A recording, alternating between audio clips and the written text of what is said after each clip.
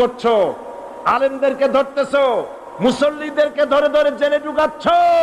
সময় আসবে এমন ইন্দুরের গর্ত অপমানা পালাবার জন্য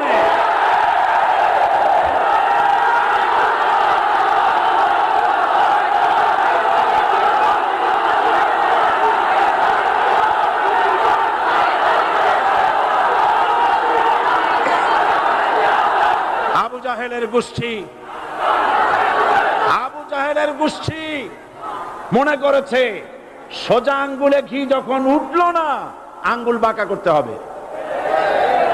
শুরু হয়ে গেল অত্যাচার, শুরু হয়েছে না?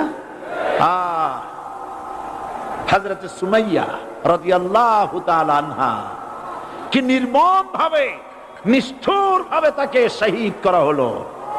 খাব্বাব, খুবাইব, হযরত খাব্বাব রাদিয়াল্লাহু তাআলা আনহুকে দেখে